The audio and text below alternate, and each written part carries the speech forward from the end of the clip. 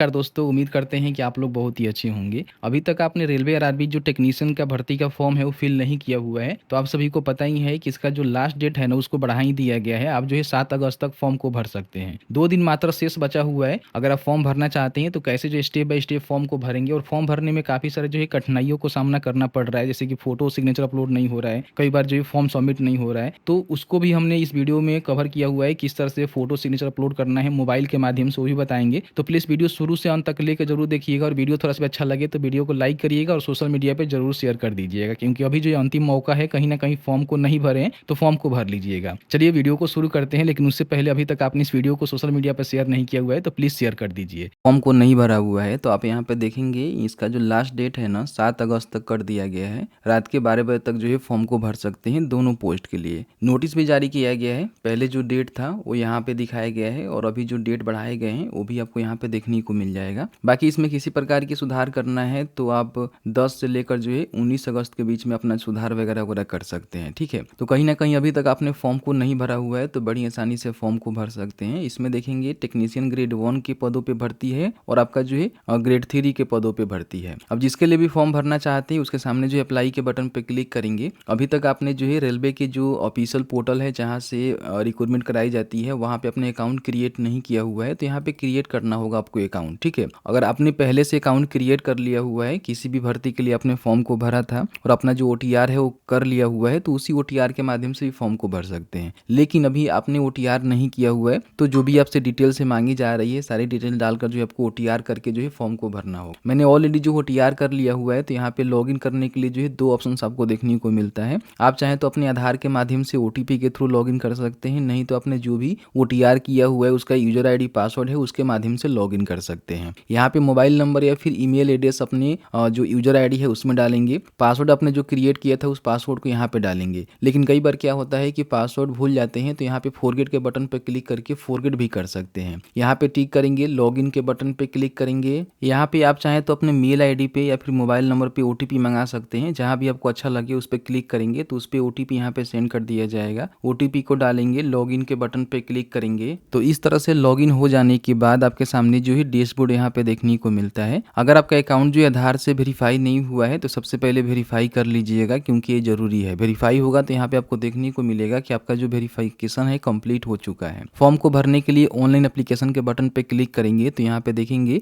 जो ग्रेड 1 का पोस्ट है यहाँ पे आपको देखने को मिलेगा और ग्रेड 3 का जो पोस्ट है यहाँ पे देखने को मिलेगा। अब जिसके लिए भी आपको फॉर्म भरना है ना उसके सामने सबसे पहले आपको जो है आरआरबी का सिलेक्शन करना है। जैसे कि मान लीजिए मुझे जो है ग्रेड 3 के लिए फॉर्म भरना है, तो यहाँ पे जो भी आरआरबी के लिए हमें फॉर्म भरना है, क्योंकि किसी एक आरआरबी के लिए ही फॉर्म को भर सकते हैं, जिसकी जानकारी जो है नोटिफिकेशन में आपको देखने को मिल जाएगा कि कौन सी जगहों पे कितनी भर्ती है। तो आप यहाँ पे नोटिफिकेशन के सबसे एंड वाले पेज में जाकर चेकआउट कर लीजिएगा, ठीक है। तो जिसके भी लिए आपको फॉर्म भरना है उसका सिलेक्शन यहाँ पे करना होगा। जैसे कि मान लीजिए मुझे जो है टेक्नीशियन ग्रेड 1 के लिए फॉर्म भरना है, ठीक है, या फिर आपको 3 के लिए फॉर्म भरना है। दोनों का प्रोसीजर यहाँ पे सेम रहने वाले हैं। तो यहाँ पे आरआरबी का सिलेक्शन करेंगे और यहाँ पे आपको टिक करना है, नेक्स्ट के बटन पे क्लिक करना है। आपके सामने जो है कुछ स्टेप यहाँ पे आते हैं, सारे स्टेप को कंप्लीट करके जो है फॉर्म को भरना होता है। सबसे पहले पर्सनल डिटेल्स में कुछ डिटेल्स आपने ओटीआर किया हुआ है वहां से फैच कर लिया गया है। यहाँ पे अपना जो मैरिटल स्टेटस है बताना है कि मैरिड है या फिर अनमैरिड है। रिलीजन बताएंगे हिंदू मुस्लिम है। अपना जो एग्जाम है वो कौन सा लैंग्वेज में देना चाहते हैं उसका सिलेक्शन यहाँ पे करेंगे। आपके शरीर पे कहीं भी कट का तिल का निशान है तो 2 पहचान चिन्ह यहाँ पे आपको लिखना है, जिसमें पहचान चिन्ह 1 और पहचान चिन्ह 2 में आपको लिखना है।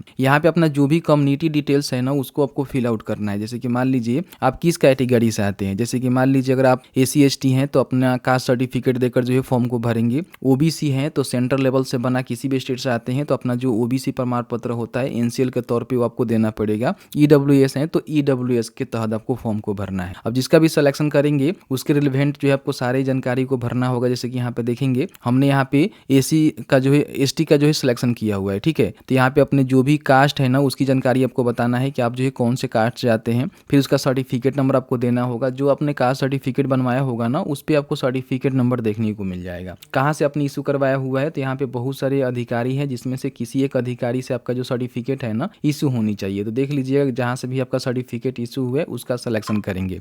यहाँ बताएंगे कौन से स्टेट से आपका सर्टिफिकेट इशू हुआ है, उसका जो डेट है इशू का वो क्या है। और फिर यहाँ पे अगर आपको ट्रेवल पास चाहिए, जैसे कि मान लीजिए आप एसी एसटी हैं तो आपको ट्रेवल पास यहाँ पे मिलता है तो बता देंगे। और जो भी इसका कास्ट सर्टिफिकेट सर्टिफिकेट यहाँ पे अपलोड करने की जानकारी आपको देखने को मिलेगा। तो यहाँ पे कास्ट सर्टिफिकेट आपको अपलोड करना पड़ेगा, जो कि 400 KB PDF में होनी चाहिए, ठीक है। अगर आप नहीं लेना चाहते हैं तो नो कर सकते हैं, कास्ट सर्टिफिकेट नहीं देना पड़ेगा, लेकिन अगर ट्रेवल पास चाहिए तो आपको अपलोड करना पड़ेगा, ठीक है। तो इस तरह से जिस भी कैटेगरी से आते हैं उस कैटेगरी का सिलेक्शन करके, जैसे कि OBC से आते हैं तो यहाँ पे सिलेक्शन करेंगे, तो यहाँ पे देखेंगे अगर आप नॉन क्रिमिनल से आते हैं तो इसका सिलेक्शन करेंगे, और क्रिमिनल से आते हैं तो इसका सिलेक्शन करेंगे। तो यहाँ पे देखेंगे तो जो भी कास्ट का नेम है वो बताना होगा, सर्टिफिकेट नंबर, इशू अथॉरिटी, कौन से ऑफिसर से आपने बनवाया हुआ है, और इसका इशू डेट वगैरह वगैरह आपको देना होगा। यहाँ पे अपना जो भी पोस्टल एड्रेस है उसको फिल करना है, जिसमें प्रेजेंट एड्रेस यहाँ पे डालना है कि आपका स्टेट कहाँ है, डिस्ट्रिक्ट कहाँ है, पूरा एड्रेस यहाँ पे लिखेंगे। जो भी मेजर टाउन सिटी है उसको यहाँ पे बताएंगे, पिन कोड लिखेंगे। अगर आपका परमानेंट सेम है तो आप यहाँ पे टिक कर देंगे, दोनों सेम हो जाएगा। फिर यहाँ पे सेव करेंगे, उसके बाद नेक्स्ट के बटन पे क्लिक करेंगे। अब यहाँ पे आपको जो है अदर डिटेल्स फिल करना है, जिसमें अगर आप एक सर्विसमैन है तो बता सकते हैं यहाँ पे यस करके, और उसका जो भी डिटेल्स है आपको बताना होगा कि आप जो है आर्मी, नेवी या फिर एयरफोर्स में काम कर रहे थे, रैंक बताएंगे, और जो भी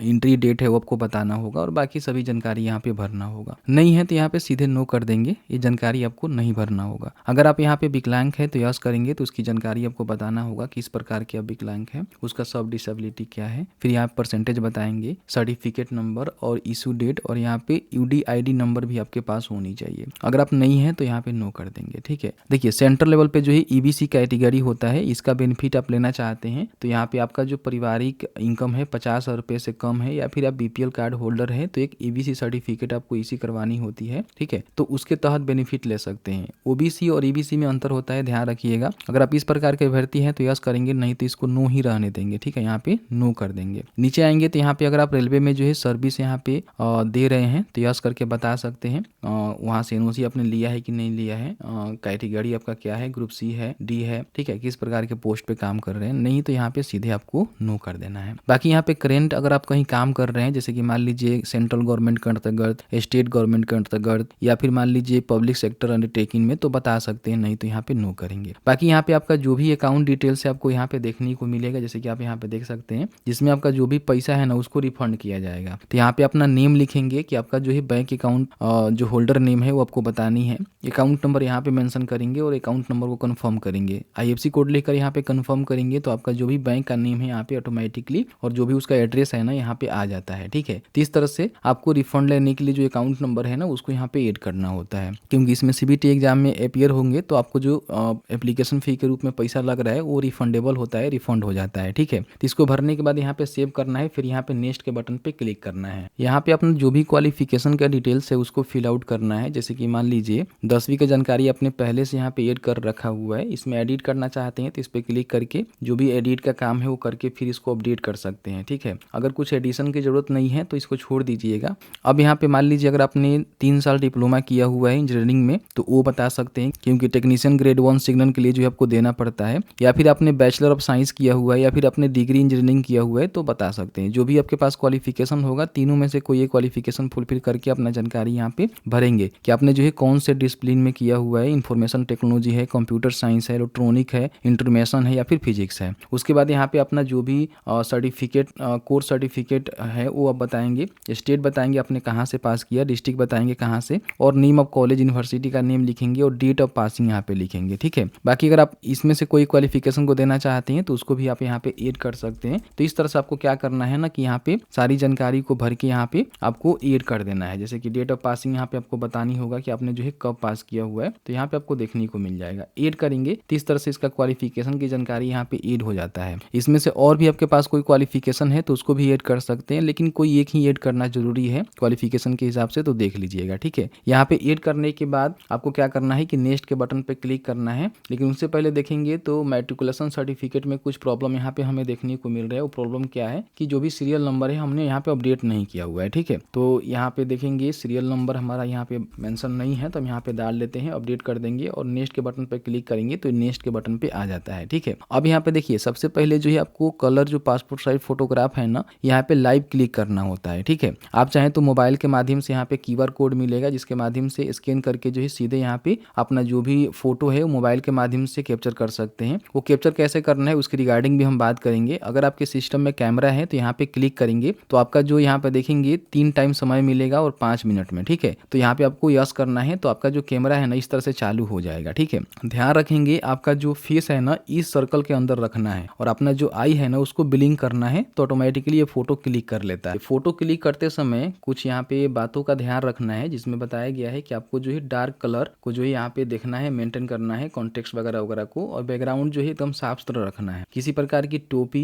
चश्मा वगैरह वगैरह लगा के जो है फोटो क्लिक नहीं करना है, नहीं तो आपका जो एप्लीकेशन है ना उसको रिजेक्ट कर दिए जाएंगे। ठीक है, तो अपने हिसाब से यहाँ पे कैप्चर करके जो है आपको यहाँ पे यस करके जो भी फोटो है ना उसको क्लिक करना है। मान लीजिए सिस्टम से यहाँ पे फोटो अपलोड नहीं होता है तो मोबाइल का इस्तेमाल कर सकते हैं। सबसे पहले मोबाइल में QR कोड स्कैनर को इंस्टॉल करके इसको स्कैन करेंगे, तो यहाँ पे जो भी आपको QR कोड देखने को मिल रहा है ना इसको मोबाइल के माध्यम से आपको स्कैन करना होगा। तो अपने मोबाइल का जो प्ले स्टोर है उसको ओपन करेंगे और आपको जो है एक ऐप डाउनलोड करना होगा QR बारकोड स्कैनर। यहाँ पे इसको डाउनलोड करके ओपन के बटन पे क्लिक करेंगे। इस तरह से आपका जो QR कोड है उसको स्कैन करेंगे, ओपन के बटन पे क्लिक करेंगे। यहाँ पे देखेंगे सीधे जो है RRB का जो ऑफिशियल वेबसाइट है यहाँ पे आपको रीडायरेक्ट कर दिया जाता है। यहाँ पे आपको लॉगिन करना है, तो आधार से भी कर सकते हैं या फिर आप चाहें तो अपने अकाउंट से कर सकते हैं। यहाँ पे अपना मेल ID या फिर मोबाइल नंबर को डालेंगे, यहाँ पे पासवर्ड को डालेंगे, इस पे टिक करेंगे, लॉगिन के बटन पे क्लिक करेंगे तो आपके नंबर पे एक OTP जाएगा, OTP डालेंगे, लॉगिन के बटन पे क्लिक करेंगे तो इस तरह से देखेंगे तो यहाँ पे लॉगिन हो जाएगा और आपके सामने यहाँ पे जो है फोटो क्लिक करने का, कैप्चर करने का बटन मिलेगा। ठीक है, तो यहाँ पे देखेंगे कैप्चर इमेज का जो बटन है ना इस पे आपको क्लिक करना है और यहाँ पे यस कर देना है। अब आपका जो कैमरा है ना इस तरह से देखेंगे तो यहाँ पे चालू हो जाता है और यहाँ से अपना जो फोटो है ना उसको आप क्लिक करना होता है। यहाँ पे जो है अपना फेस जो है इस सर्कल में रख के जो आपको फोटो क्लिक करना होता है। पीछे जो है व्हाइट बैकग्राउंड होना चाहिए, इन बातों को विशेष रूप से ध्यान रखेंगे। तो इस तरह से देखेंगे आपका जो फोटो है ना यहाँ पे कैप्चर हो जाता है। ठीक है, तो इस तरह से अपना जो फोटो है वो कैप्चर कर लीजिएगा। आप चाहें तो सिस्टम से भी कर सकते हैं और आप चाहें तो मोबाइल से भी कर सकते हैं। बैकग्राउंड जो है पूरी तरह से सफेद होनी चाहिए और आपका जो पूरा फेस है ना क्लियर आनी चाहिए, तभी जो है फोटो यहाँ पे क्लिक होता है, नहीं तो फोटो क्लिक नहीं हो पाएगा। इन बातों को ध्यान रखेंगे, पूरी जो है लाइट फेस पे आनी चाहिए। अब यहाँ पे आपको सिग्नेचर वगैरह अपलोड करना है जो कि 30 से लेकर जो 49 KB के बीच में होनी चाहिए, अपलोड कर देंगे यहाँ पे। ठीक है, और इसका जो भी डायमेंशन वगैरह वगैरह है इसको देख लीजिएगा। ईजी में आप इसको बना सकते हैं imresizer.com के माध्यम से। यहाँ पे जो है चूज फाइल के बटन पर क्लिक करके इसको यहाँ पे अपलोड कर देंगे। ठीक है, और अपलोड करने के बाद यहाँ पे जो है सेव का बटन मिलेगा जिस पे क्लिक करेंगे। प्रीफरेंस यहाँ पे देखने को मिलता है तो आपको इसको प्रीफरेंस में डाल देना है। ठीक है, उसके बाद यहाँ पे नीचे आएंगे तो आपको जो है इस पे टिक करना है, यहाँ पे प्लेस लिखना है कि आप जो है कहाँ से फॉर्म को भर रहे हैं, क्लिक करना होगा आई हैव। ठीक है, इस पे आप क्लिक करेंगे तो आपके सामने जो भी देखेंगे यहाँ पे प्रीव्यू सेक्शन है खुल के आ जाता है। पूरा जो है प्रीव्यू आपको चेक करना है और देखना है कहीं भी गलती है तो बैक जाकर जो है सुधार कर लीजिएगा, नहीं तो यहाँ पे सबमिट के बटन पे क्लिक करेंगे। यहाँ पे बाद में जो है किसी प्रकार की करेक्शन अभी आप नहीं कर सकते हैं, उसके लिए आपको अलग से डेट निकलेगा तो करेक्शन कर पाएंगे। तो एक बार ध्यान से ही अपना जो फॉर्म है ना उसको आपको भरना है। ठीक है, तो यहाँ पे जो है पेमेंट आपको करना होगा, जो कि जो भी एप्लीकेबल अमाउंट होगा, जैसे कि 250 रुपया मुझे पेमेंट करना है। पेमेंट करने के बाद कभी भी आपको प्रिंट आउट निकालना है तो यहाँ पे लॉग इन करके जो है प्रिंट आउट निकाल लेंगे। तो जैसे कि आपने देखा कि मैंने जो है पूरी जानकारी बताया किस तरह से रेलवे टेक्नीशियन का जो फॉर्म है वो भरना है,